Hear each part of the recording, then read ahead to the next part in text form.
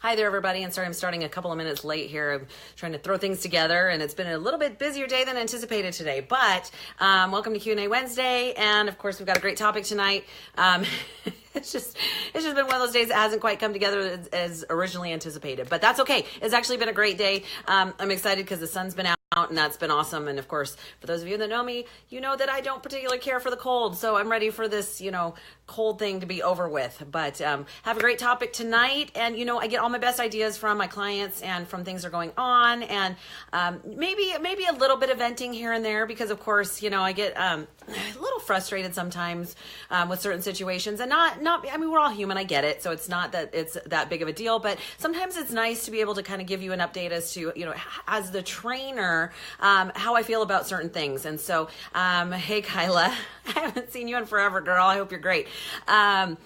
So just tonight we're going to talk about the importance of, being honest with your trainer. Now, I know you all don't have necessarily a trainer, and this can actually apply to multiple, definitely, relationships. Of course, honestly, think about it. How honest should you be with your doctor? Well, that's kind of an important thing as well. And so we're going to talk a little bit about that. Oh, good girl. Like, I have lots of great people popping on. I'm so excited. I know you guys anticipate this. Hey, Jenny. And, so I I appreciate that you guys jump on and give me feedback and participate and engage what we're talking about. So this is one I haven't really covered too intensely, but I'm finding, the last couple of years it's really kind of become important to talk about. Hi, Paula. I met Paula today. She is adorable. She came up to me at my car and was like, so where's your gym? And I'm like, I don't have one, but this is what I do. And so I had a really great talk with her. She was awesome. And I have Carrie hopping on. I'm going to see you in a few, girl. So be excited. Be very excited. So today we're going to talk a little bit. And of course, I do notes and all that great stuff because, what I talk about, I feel like is really important to you guys. I answer questions on things about health and fitness. And it's not just, hi, Dee Dee. It's not just the physical part of it. You know that there's a whole mental and emotional aspect of getting healthy that's super important. And I know that sometimes when we have big goals and some of us have some habits that are really kind of embarrassing. And, Drew wants to see the Fillmore wear. So he knows that I'm wearing my shirt today because I saw him today. So we got the Fillmore Fitness going on, F squared. By the way, for those of you who have shown interest in tanks and tees, I did pop on the link today. So if you'd like to order, I just need a really good count of what I'm ordering. My guy's really super fast, but I want to make sure that I have a good count. I know the last time I popped it up there, I had lots and lots of people going, I want this color, that color, this size. So if you hop on the link, you can actually order it directly there. I ended up tacking a couple dollars on there, guys, because I'll probably end up mailing them to you. Because even if you're local to me, sometimes just with my schedule, it's hard to get everywhere quickly. So we'll work with that. So if that bugs you, we can talk about that a little bit later. But so back to our task at hand. So we're talking tonight about how honest that you should be with your trainer. Now, like I said, I know a lot of times we have, some habits that we're trying to overcome that might be a little bit embarrassing. And here's the deal. I'll be open. In most of my life, I actually got really used to eating my feelings or eating when I was stressed out. And sometimes that's a hard thing to admit to. It just is. Or, maybe you do really, really well for a while and then you completely fall off the wagon. And you know what? That's called life. Don't be embarrassed about that. It happens to all of us. Now, hi, Ronnie. I try to be really, understanding because again, I've been there. I've in my past, I've led a really unhealthy lifestyle when it comes to food. I've had a very unhealthy relationship with food, and would eat when I would get really stressed out. And even in the last couple of years, I've hopped on here during a Q&A Wednesday or some Facebook Live and admitted to, I think the last time I admitted to it was an entire bag of black jelly beans. Yeah, get past it, guys. I like licorice. It's okay. But it happens. So, why is it important to be honest with your trainer? Well, okay, here's the deal, guys. It's really difficult to figure out, especially if you as the client or as the one with the health goal, if you're not seeing results or progress in what you're accomplishing, it's really difficult for me to pin down what exactly is happening. Now, I'm not stupid. I know when you're not doing what I tell you to. I can tell.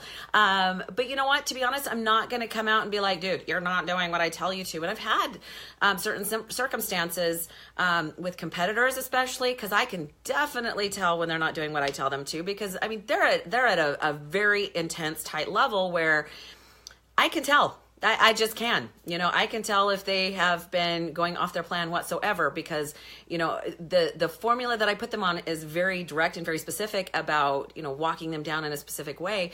And when things are not happening over time, and, a lot of times, like I said, I'll sit down with people and kind of try to pinpoint, and if they're not being honest with me, I can't help them. Now, it's a little different on a level when I'm dealing with my regular clients, because my average client is not a competitor. My average client is somebody who just is trying to live a healthier lifestyle and wants to, be more knowledgeable about what to eat and how to eat and how to exercise, or how to reach their goal without having to, be really, really intense or ridiculous towards it. Christy is saying that not all trainers are equal. You hold the bar high.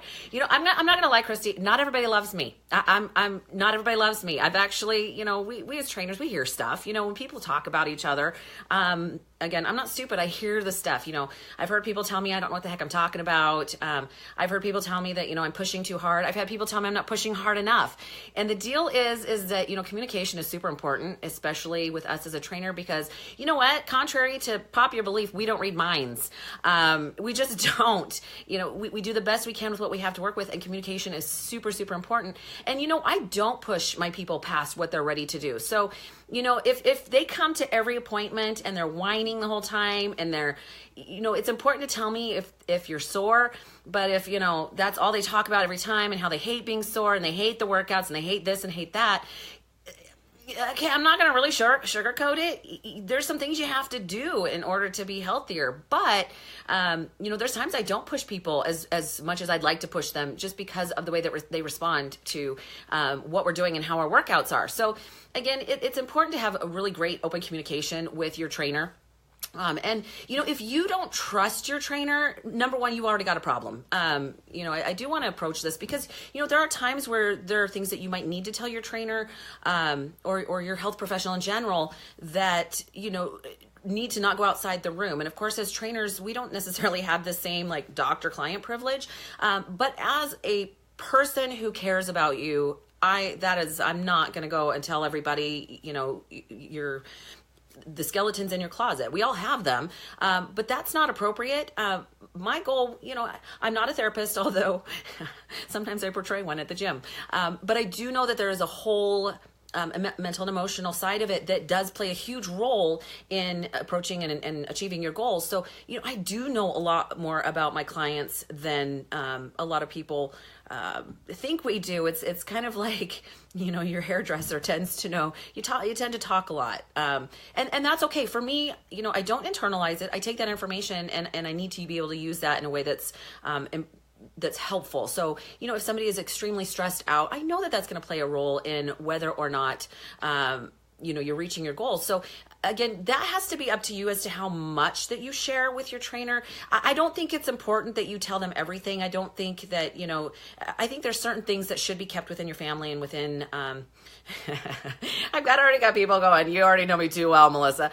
I think that there are things that aren't appropriate to tell your trainer. And, honestly, there's certain things I don't necessarily want to know.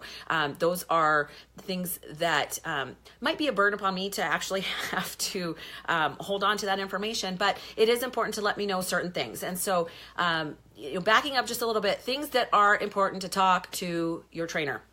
Okay, if you have an injury or an illness or have had one in the past, to an extent, I think that's important to at least share enough information that we don't re-injure you, that we take that into consideration when we're planning your workouts, and that we're doing specific things to help you get to your goals. If you've had, I've worked with so many different situations. And of course, I don't cookie cutter anything that I do. I do have some basic things that I try to educate everybody with. But I've had everything from people with rheumatoid arthritis to autoimmune diseases, to definitely some injuries, everything from slip discs to shoulder injuries.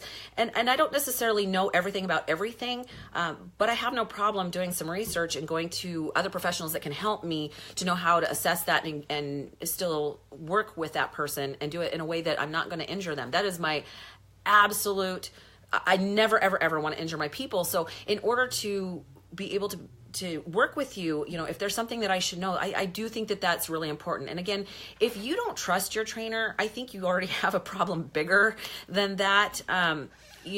Obviously there should be some sort of relationship there where you can trust them. And I've been there. I've had trainers and coaches in my past where I have been 100% let down.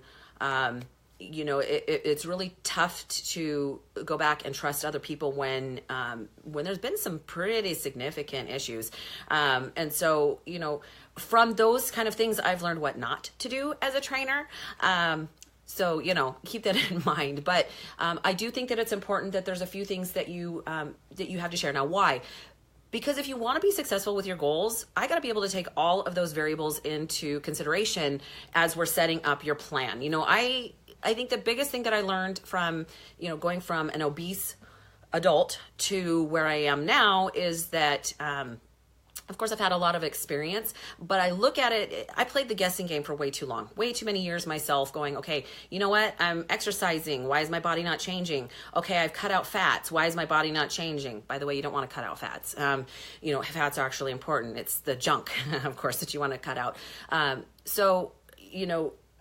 In order to be successful, you actually have to look at everything as a formula. So if I know what you're already doing and what's not working, then we can change variables to make it successful for you.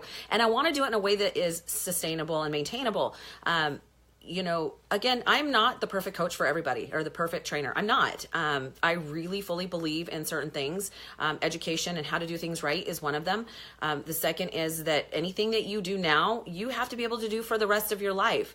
Now, that being said, it's okay to have a temporary goal and to push a little bit harder, as long as you understand that if it's a temporary goal and you're doing those things temporarily, so will be the results.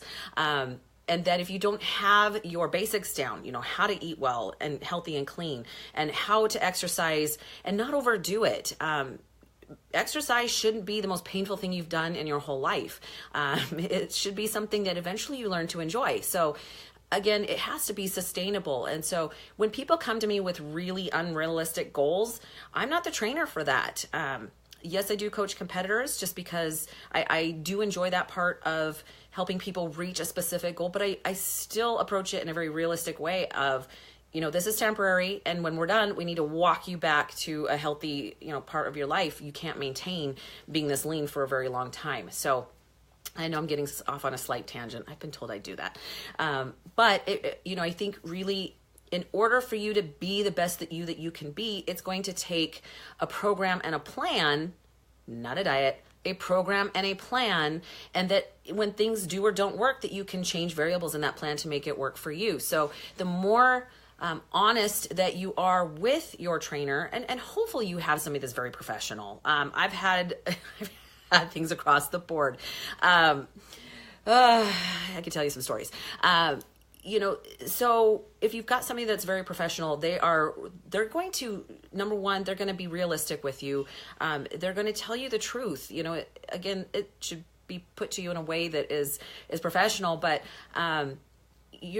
okay, tips for a good trainer. I was going to say this for the end, but having had multiple trainers and coaches in my lifetime, things that I look for. And again, I think it's really important that you find a coach or a trainer that fits well for your personality, for your goals. Case in point, if you came to me and said, Melissa, can you teach me how to power lift? I'm going to tell you, no. That's not my expertise. That's not my goal. Do I know a little bit about it? Yeah, I'll know a little bit about it, but I don't feel comfortable being the professional one that teaches you how to do that correctly. So I can give you some great names of some great coaches that can help you, but that is not something that I'm comfortable with training you or working with you professionally. Same thing with CrossFit. Not my deal. Not saying that it's not a great option. I don't think it's great for newbies, but for somebody who wants to do that, that's great. We can direct you in the way to go for that. But looking for the right trainer, look for someone that you get along with. You should, like I said, communicate well.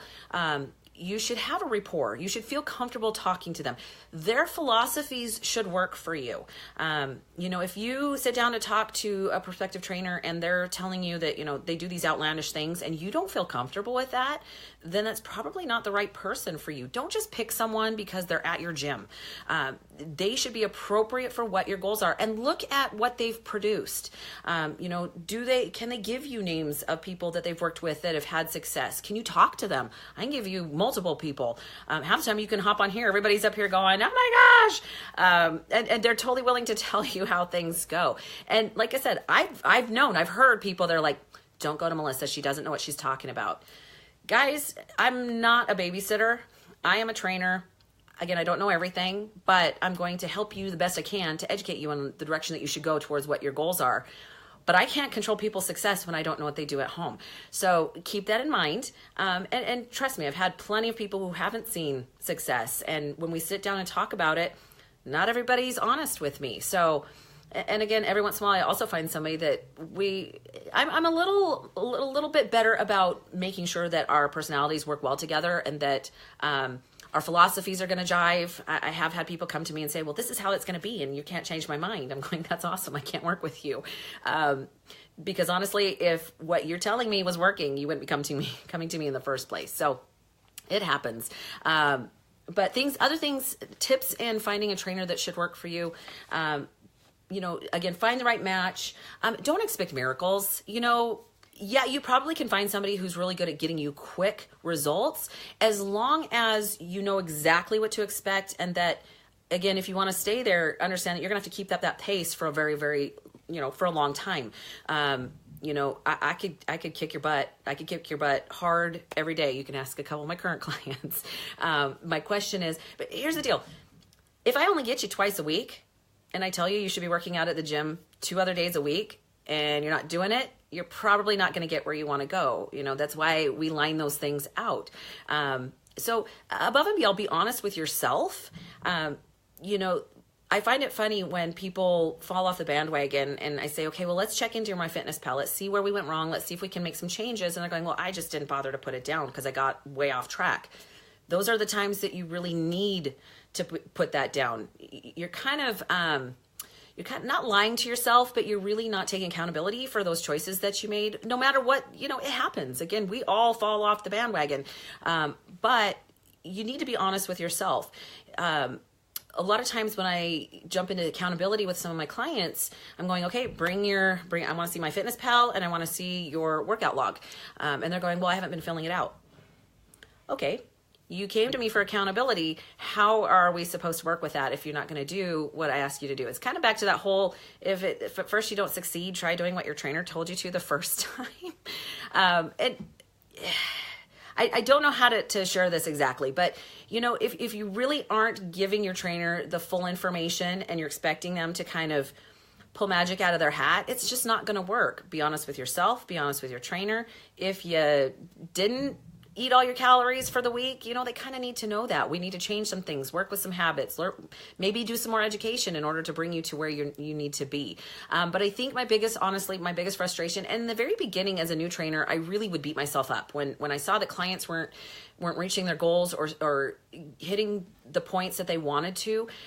Where am I going wrong? Like, what have I done? What am I missing? And I really, over the last 7-8 years I've been training, have learned to not do that. I don't take it personally anymore, primarily because I can't control what you do at home without me. And I'm not a babysitter, I'm a coach. So again, you have to be accountable to yourself as well as to your trainer. Look for someone who will be honest with you. Don't just go to someone because they're like, yeah, I can whip you into shape in 3 weeks. Again, yeah. If you've never exercised before and think you're going to reach there in 2-3 weeks, it's just not going to happen. So, that's a big part of it. As for things, we talked a little bit about illnesses and stress, illnesses and injuries. We're going to talk about stress. that's definitely something that you've got to work with your trainer with. They've got to be able to progress or regress your workouts as necessary in order to avoid injury.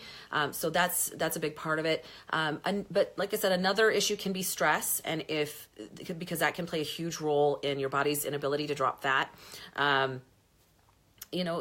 All of those things play a part of that formula. And so if we don't know what that formula is, it makes it really difficult for us to, come up with a successful plan. So hopefully I know that wasn't a lot of information. And of course, I'm just a little bit on my high horse about, don't kid yourself. If you really want it, it's going to take some work. You're going to actually have to suck it up. You're going to have to do some exercise. You're going to have to eat better.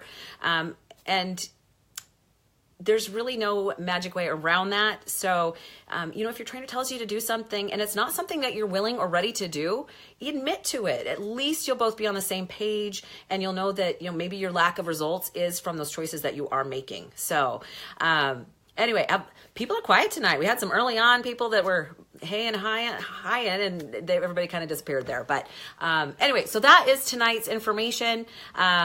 This weekend, we will be back to doing Meals with Melissa on Saturday because I think that's fun. I've got a good one for you. It actually involves vegetables, if you can believe that. I know lots of people are like, oh, vegetables. Vegetables are important, right? So anyway, have a great, incredible evening. And you guys, I get my very best ideas from you. So please make sure that you leave messages down below. Ask your questions.